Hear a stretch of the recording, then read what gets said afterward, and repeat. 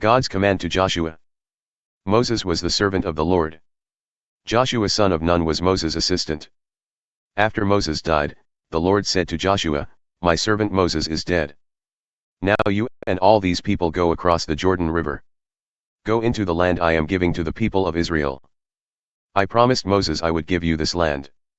So I will give you every place you go in the land. All the land from the desert in the south to Lebanon in the north will be yours. All the land from the great river, the Euphrates, in the east, to the Mediterranean Sea in the west will be yours. This includes the land of the Hittites. Just as I was with Moses, so I will be with you. No one will be able to stop you all your life. I will not leave you. I will never leave you alone. Joshua, be strong and brave. You must lead these people so they can take their land. This is the land I promised their fathers I would give them. Be strong and brave. Be sure to obey all the teachings my servant Moses gave you. If you follow them exactly, you will be successful in everything you do. Always remember what is written in the book of the teachings. Study it day and night. Then you will be sure to obey everything that is written there. If you do this, you will be wise and successful in everything. Remember that I commanded you to be strong and brave. So don't be afraid. The Lord your God will be with you everywhere you go. Joshua's orders to the people. So Joshua gave orders to the officers of the people. He said, "Go through the camp and tell the people, get your supplies ready. 3 days from now you will cross the Jordan River. You will go and take the land the Lord your God is giving you." Then Joshua spoke to the people of Reuben, Gad, and the eastern half-tribe of Manasseh. Joshua said, "Remember what Moses, the servant of the Lord, told you. He said the Lord your God would give you rest. And he said the Lord would give you this land. Now the Lord has given you this land east of the Jordan River. Your wives, your children, and your animals may stay here. But your fighting men must dress for war and cross the Jordan River ahead of your brothers. You must help your brothers. The Lord has given you a place to rest. He will do the same for your brothers. But you must help them until they take the land. This is the land the Lord their God is giving them. Then you may return to your own land east of the Jordan River. That is the land that Moses, the servant of the Lord, gave you." Then the people answered Joshua, "Anything you command us to do, we will do. Any place you send us, we will go. Just as we fully obeyed Moses, we will obey you. We ask only that the Lord your God be with you just as he was with Moses. Then, if anyone refuses to obey your commands or turns against you, he will be put to death. Just be strong and brave." Spies sent to Jericho. Joshua son of Nun secretly sent out 2 spies from Acacia. Joshua said to them, "Go and look at the land. Look closely at the city of Jericho." So the men went to Jericho. They went to the house of a prostitute and stayed there. This woman's name was Rahab.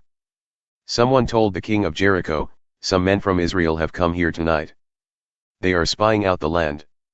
So the king of Jericho sent this message to Rahab, "Bring out the men who came to you and entered your house. They have come to spy out our whole land."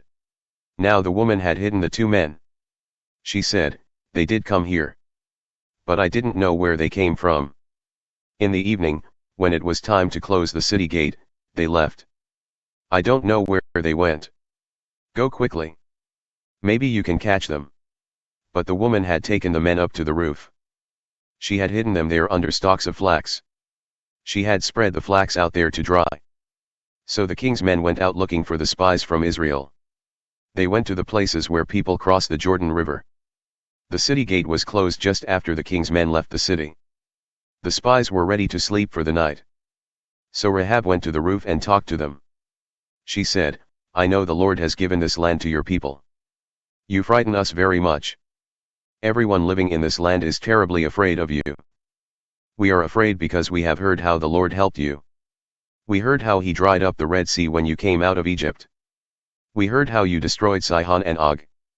They were the 2 Amorite kings who lived east of the Jordan. When we heard this, we became very frightened. Now our men are afraid to fight you. This is because the Lord your God rules the heavens above and the earth below. So now, make me a promise before the Lord. Promise that you will show kindness to my family just as I showed you kindness. Give me some proof that you will do this. Promise me you will allow my family to live. Save my father, mother, brothers, sisters, and all of their families from death." The men agreed. They said, "We will trade our lives for your lives. Don't tell anyone what we are doing. When the Lord gives us our land, we will be kind to you. You may trust us." The house Rahab lived in was built on the city wall. So she used a rope to let the men down through a window. She said to them, "Go into the hills. The king's men will not find you there. Hide there for 3 days. After the king's men return, you may go on your way." The men said to her, "You must do as we say. If not, we cannot be responsible for keeping our promise. You are using a red rope to help us escape. When we return to this land, you must tie it in the window through which you let us down. Bring your father, mother, brothers, and all your family into your house.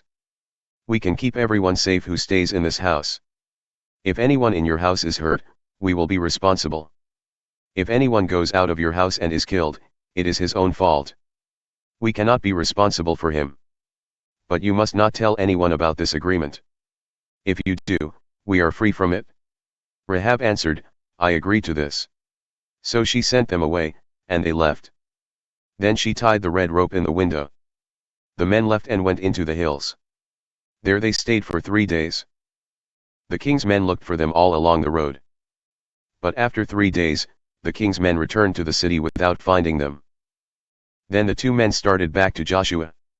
They left the hills and crossed the river. They went to Joshua son of Nun and told him everything that had happened to them. They said to Joshua, "The Lord surely has given us all of the land. All the people in that land are terribly afraid of us." Crossing the Jordan. Early the next morning Joshua and all the people of Israel left Acacia.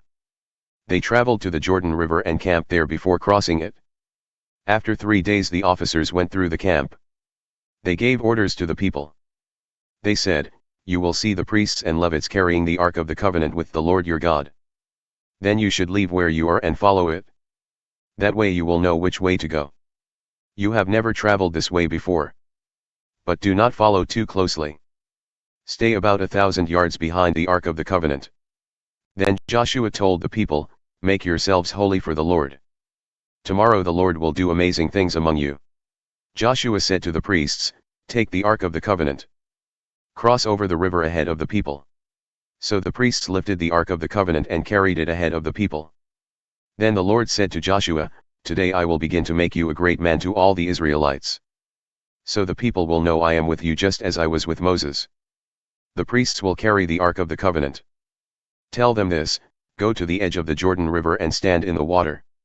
Then Joshua said to the people of Israel, "Come here. Listen to the words of the Lord your God. Here is proof that the living God is with you. Here is proof that he will drive out the Canaanites, Hittites, Hivites, Perizzites, Girgashites, Amorites, and the Jebusites. This is the proof, the Ark of the Covenant will go ahead of you into the Jordan River. It is the agreement with the Lord of the whole world. Now choose 12 men from among you. Choose one from each of the 12 tribes of Israel. The priests will carry the Ark of the Covenant of the Lord, the Master of the whole world. They will carry it into the Jordan ahead of you. When they enter the water, the river will stop flowing. The water will be stopped.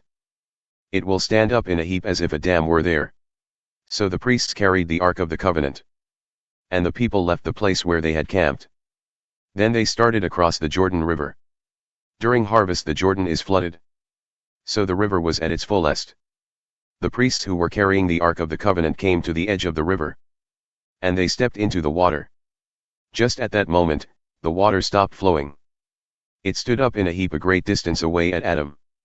This is a town near Zarethan. The water flowing down to the Sea of Arabah, the Dead Sea, was completely cut off.